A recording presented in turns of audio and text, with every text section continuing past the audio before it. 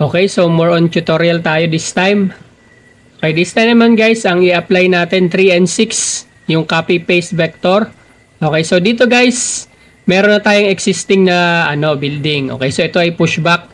Okay, so ipapakita lang natin dito kung paano natin naayusin. Okay, so hindi naman kailangan, pagka okay naman yung label niya guys, kay konting adjustment na lang. Okay, so ang gagawin lang natin dito, since meron siyang miss na parts, ito kasi kinakapture to So dapat gamit tayo dito ng H. Okay, so alam nyo na to, di ba? Mostly yung mga ganito kadali. Sabi nga ni Ma'am Jocelyn, kaya na niya tong ganito. Okay, so yung sa iba naman, sa medyo hirap pa sa mga ganito, gagamit lang tayo ng 3 para i-copy yung vector and then 6 para i-paste. Okay? Para madugtong natin tong mga to. Kasi pagka magkaiba to sila ng vector or ng ng layers, ay hindi mo to mag-group. Ayan. So, gagamit ka muna ng 3. Ayan. So, kung mapapansin mo, pipindot tayo ng 3. Ayan. Tapos 6. Okay. So, since nakalock na yun sa taas, titingnan kayo dun, may dots dun na pula sa taas. Meron dun letter L.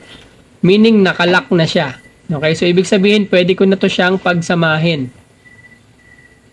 Ayan. H-tool pa rin. Ayan.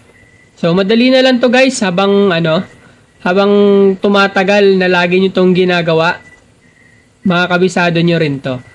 Okay, so ito yung mga more tips lang tayo. Okay, so H-tool para H-tool, space para magdugtong. Okay, so ganito guys, ang gagawin natin dito, subukan natin tong ayusin natin to na hindi na natin siya i-redraw. Okay, so ang gagawin lang natin dito is ayusin lang muna natin yung mga layers. So ang gagawin ko guys is merge. Yan, i-merge lang natin. Tapos dito, guhit ka lang dyan and then merge. Mo lang siya, ikulong. Okay, para matabunan natin yung butas. Okay, so ganyan. So ito, pwede na siguro to. Okay, so gamit naman tayo ng F. Tapos G para sa arc. Okay, tapos another dito. Tapos T. Okay, T para mag-cut ha. Letter T. Ayan. Tapos dito straight lang natin to. Hatakin lang natin konti. Okay. So wala muna tayong music this time. Kasi marami pa rin palang mga hindi pa masyado marunong neto. Okay. So this time focus tayo sa tutorial. Ayan. Tapos dito guys gamit kayo ng arc. Okay. So pwede kayo mag-combine. Tapos letter T and then cut. Diba? Madali lang. Ayan. Tapos dito naman gamit pa rin tayo ng letter T. Ito, urong-urong lang natin yan. Ayan guys, huwag nyo pabayaan yung mga lines na mga tabingi-tabingi. Iurong nyo din. Nauurong naman kasi yan. Ayan. Tapos dito, since tabingi siya, dito tayo gagamit ng letter Z. Okay, Z para i-repair. O, diba? Mas madali. Tapos, syempre, i-group na natin to. Tapos dito guys, medyo pangit. Pag i-adjust natin to, ganito gagawin. Cut muna natin to dito na part. Okay? Putulin lang muna natin. Ayan. Tapos tanggalin lang natin itong mga sagabal dito. Ayan. Tapos hatakin lang dito konti. Hatakin mo lang yan. Okay. So pwede rin to. Tapos G and then letter T and then cut. O diba mas mabilis? Madali lang siya. Tapos group na natin. Tapos meron pa dito. Hold control tapos drag pababa ha. Ayan. Kung mapapansin nyo, mabilis din naman mag-redraw. Okay. Pero syempre mas mabilis ang tawag doon, mas mabilis ang mag-redraw kaysa mag-fix. Okay? Kasi minsan pag sa fix kasi ang daming mga dots. So pagka maraming mga dots, prone siya sa mga error. Okay? So since try din natin na gagawin natin tong ganito, lalo pat okay naman, 'di ba? Kaya naman, 'di ba? Mabilis pa rin naman. Okay? Ito ang ginagamit ko dito guys is hold ko yung alt. Okay? Alt tapos drag, i-drag mo yung mouse. Okay, so dito burahin lang natin yung mga pangit na shape. Ayan, hilain natin, tapos gawa tayo ng arc dito. And then letter T, cut, tapos delete. O, di ba? Mabilis lang.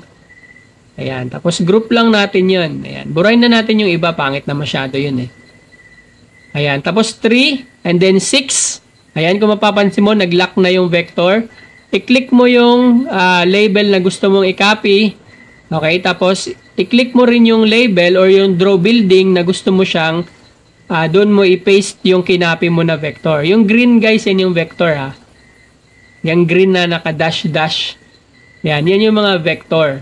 Okay, so kapag hindi yan sila match ng vector, hindi mo yan mag-group. Okay, so kailangan mong maggamit ng 3 and 6. Okay, so kung bago ka pa lang sa ganun method, apply mo yung 3 and 6 method ko doon sa iba kong tutorial guys ha.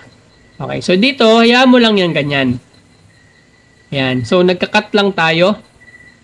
O, diba, mabilis lang naman, diba?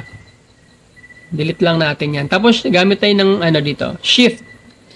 Ayan, kung napapansin nyo, hindi ako nag-delete masyado ng mga extra points. Okay, kasi nga, galing siya sa, inulit ko lang. Dinrag lang natin yung mga points. Pwede naman, diba? Okay, pero madalas, mas gusto nyo yung kayo nagsisimula na mas maganda tingnan. Pero kaya rin naman pagandahin kahit ikaw nagsimula. Or kahit hindi ikaw ang nagsimula. O, diba? Kasi kung pag nasanay ka dito na marunong ka na mag-fix ng mga existing na mga label, mabilis ka din naman matapos dito. So, cut lang tayo dito. Ayan. So, diba? Gumanda na siya. Tapos dito, ano ba to? Ayan. Dito tayo ngayon gagawa ng H. O, diba? Kayang-kaya nyo na yan, diba? Etong mga building na to is madali lang to eh. Wala pa ako nakuwang ano masyado unlike before. Ang daming mga mahirap na buildings. Okay, so kung pagka meron kayo makuwang mga mahirap na buildings, pwede nyo ako i-PM, pahiram ako ng ID, tapos i-drawing ko. Okay, para magawa natin ng tutorial. Okay, kasi mostly mga nakukuha natin guys, mga madadali lang eh. Okay, lalo pa sa checker side ako, wala ako masyado nakukuha na mga mahirap. Okay, so dito guys, pwede tayong gumamit ng U. Ayan, U ang ginamit ko ha. Pwede mo rin dun siyang hatakin na lang. Okay, tapos yung mga existing niya na mga points, gamit lang tayo ng freestyle lang na shape, letter T, or pwedeng S, tapos T and then space. O, diba? Madali lang naman yan siya guys. Kailangan nyo lang siyang practicein. Kasi nga naman, pag hindi nyo yan practicein, paano nyo ito makukuha? Okay, kahit nanonood pa kayo dito, eh, hindi nyo naman ina-apply sa pagdating ng projects, okay, wala rin. Okay, meron naman tayong offline mode dyan. Abay, aralin nyo ba? Aralin nyo rin kasi yung offline mode. Okay, kaya nga may offline mode tayo eh, para pwede nyo pag-practicean. Okay, kung bago sa channel na ito guys, okay, wag nyo kalimutan mag-subscribe ha. Ikaw na lang kulang para mabuo na yung 1,000 natin na subscriber. Okay, so dito guys, H at saka G. Okay, G para sa arc, H para magdugtong. Okay, so magagawa mo lang yung idugtong kapag ka nag-copy-paste vector ka or same na sila ng height. Okay? Tapos guys, kung nanonood ka naman sa Facebook, abay, follow mo ako doon, ha? Tapos yung below guys, 7 yung ginamit ko. O, diba? Mabilis lang, no? Madali lang to. Basta pag alam mo nang gagawin. Okay? Tapos kung hindi mo, halimbawa, ikaw nag-try, marami kang errors. Kapag meron kang mga nakuwang mga topology errors, guys, meron tayong tutorial dyan, guys, regarding sa mga topology errors. Okay? So, dito hindi ko siya ituturo. Okay? Panoorin nyo na lang yung ibang video natin. Okay? So, nood-nood din. Ayan na, ang dami niyang points. Hindi ko na siya dinilit. Okay? Kasi nga naman, madali lang naman kasi yung ano neto, yung mga shape neto. Yung building na to. Madali lang to eh. Okay? So, ayan, dugtong-dugtong lang natin yan mga yan. So, hindi ko na kailangan putol-putulin yung ibang shape. Pero ito, anuhin ko to, hatakin ko kasi to eh. Ayan. So, kailangan ko siyang baguhin. O, diba? Madali lang, guys. Ayan. Tapos, follow nyo ako, guys, sa Facebook. Kung sa YouTube naman, abay, mag-subscribe kayo. Okay? Tapos, kung hindi nyo pa kabisado yung mga ganito, diba? Nagustuhan nyo itong mga ganitong klaseng tutorial, guys. Abay, like and share na yan. Wag na kayong mahiya. Okay? So, ganun lang guys. Tapos, pwede kayo mag-comment yan guys na halimbawa, meron kayong hindi alam na wala pa ako sa video. Pwede kayo mag-comment down below guys para mag-suggest. Halimbawa, sir, turuan nyo naman ako neto. Paano ba to gawin? Pwede yan guys. Shoutout ko pa kayo. Ayan, so meron tayong error. Sa error na to guys, dito kasi medyo dikit. So, ang gagawin ko lang, tanggalin ko lang yung label dito. Kasi nga, meron kasi siya mga existing na points. Okay, yun yung problema kapag merong maraming mga existing. Kasi pag hinila mo siya, okay, ang nangyayari, yung mga points, yung meron siya mga point, mga dots, lumilihis siya. Okay, so mas maganda i-redraw. Okay, pero since tutorial naman to, Okay, so gawan na lang natin ang paraan. Okay, so ganun lang.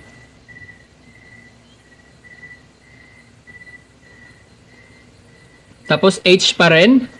Ayan, so malapit na tayo. Okay, so huwag nyo kalimutan mag-subscribe guys ha. Okay, so lagi tayong nagpo-post ng mga video natin dito. Okay, kasi araw-araw naman tayo may projects. Okay, so kung meron pa kayong projects na nahirapan kayo, abay, panoorin nyo lang yung mga video natin. Nandyan na yan eh. Okay? Tapos, huwag nyo kalimutan mag-subscribe. Follow nyo ako sa Facebook page. Kung gusto nyo mag-join sa Facebook group, pwede rin. Okay? Kung gusto nyo naman sumali sa Discord team ko, pwede rin. Okay? So, hanggang dito lang guys. Napakadali lang ng building natin ngayon. Maghahanap pa tayo ng mga mas mahirap pa dito para gawan natin ng content. Okay? Salamat! Kita-kits tayo sa mga susunod natin na videos.